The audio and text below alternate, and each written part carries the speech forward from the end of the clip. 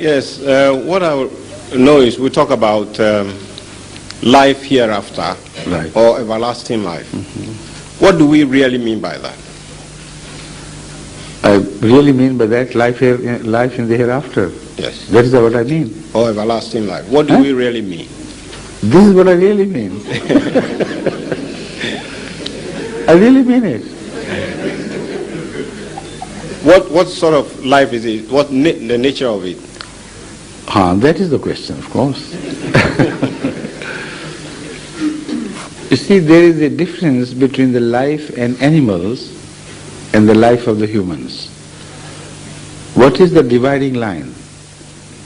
It is not the size of human cranium which decides the issue at all. It's a different thing altogether.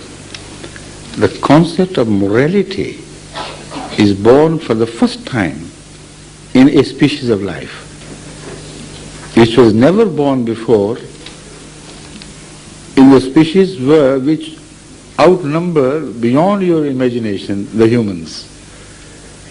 The types of species which are spread all over the world are hundreds of thousands and more, and humans are just one. Yet only humans share the concept of morality, while other animals do not. They can decide between right and wrong.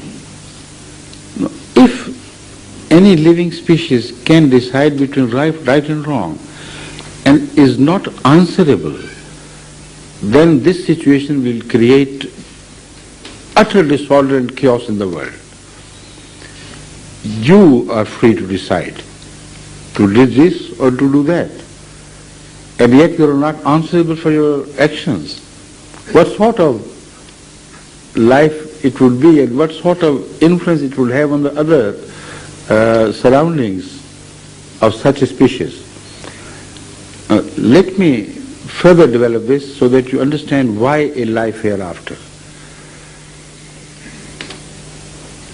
Think of any animal species. They act according to instincts. If the lions kill other animals, they do it by instinct. And their instinct tells them to stop killing the moment they are fed. Any small goats and lambs, etc., can play around with them. As long as they are not hungry, they will not kill. Their killing is purposeful. But they will not do anything wrong otherwise, only this much, and they will remain confined to this area. The cows eat grass and vegetables and they cannot kill. So neither the lions are answerable for their bad behavior, if you call it bad, nor the cows are rewarded for their good behavior, if this behavior is good. So live according to their instincts and they never step across them. They do not break the laws which are made for them by nature or by God as we believe. What happened at the time of man, when man was created, divine teachings came along with it. That is why all religious books describe the beginning of man as the beginning of their religion, in fact, while in reality they are two different things. Man came to be born here on earth 250 or 300,000 years ago, and some scientists dispute this, even they go beyond this.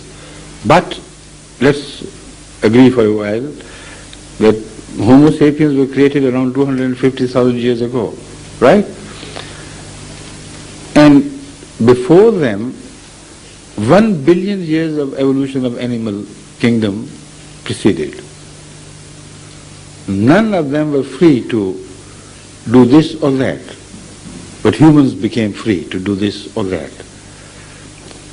So if they are free to do either good or bad, or to cross the boundaries of their instincts and begin to behave evilly to others, if there is no concept of concomitant punishment, then what would be the purpose of evolution? The purpose of evolution would be total destruction the moment man is created. The purpose of animal would be, evolution would be negated with the creation of man. If this is the end all of life, then the biggest criminal will find an escape from his answerability at the time of his death. That will be the moment of his ultimate freedom from whatever he has been doing. So there has to be life after death, or life has no purpose. So those who believe in God must also believe in some sort of life after death, so that man is held responsible for whatever he does to himself and to others here on earth. But that cannot be material rebirth. It is impossible for the material rebirth to take place, because man continuously moves on from change to change. A child begins to change and begins to move towards maturity, and every moment of his life, throughout his reaching maturity, he continuously changes, and then after maturity he continues to change. And then he meets with accidents. He can be an ugly person or a beautiful person, a good person or a bad person, and this and that. So which body would be raised? That of a child, or that of an old man with, shall we say, gout or rheumatism, making him absolutely unable to move around, suffering with blindness, suffering with deafness and this and that? Which body would be raised?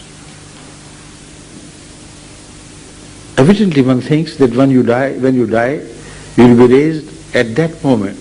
You will be raised in a form which you will possess at the time of death. But most often that is the worst state of your body when you die. So according to Islam, these things are impossible, they are meaningless. Humans will be created again only in spirit. And it is that particular aspect of the life after death which must be brought into the focus of your attention.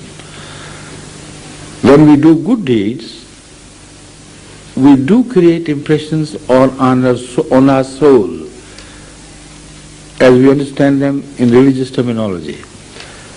But those who deny the existence of God and souls, they too must admit that the personality of man continues to change in accordance with his actions. If there is an evil man, you know him to be evil. His behavior is so different from that of a good person. If there is a liar, you know him to be a liar. If not immediately, after a while, you know that he is a liar. But his true person remains to be a true person. His personality, his behavior is so distinctly different from him, as light is different from darkness. This is the meaning of life after death. Man will create his own hell or heaven. If he is evil, he will give birth to a spirit which is congenitally born ill, which is congenitally ill and born ill as such at the time of its final delivery. So, according to the Quran, it is we who make our hell or heaven ourselves with our deeds here. We create a soul within us, which sometimes is so peaceful that even in suffering, it is at peace with God. Even at suffering, it seeks to improve the quality of human life while the person himself is suffering himself. Yet he tries to share the happiness of others and their discomfort with himself. These are the people who create a heaven for themselves in the hereafter, because the soul which we delivered would be of this nature. So there is so much else which can be said on this, and I have said it many times, during many question answer sessions, which I can't be repeated because you remember we have 100 and how many guests? 104 guests, So Already I have given you more time than you share. Thank you. Thank you very much.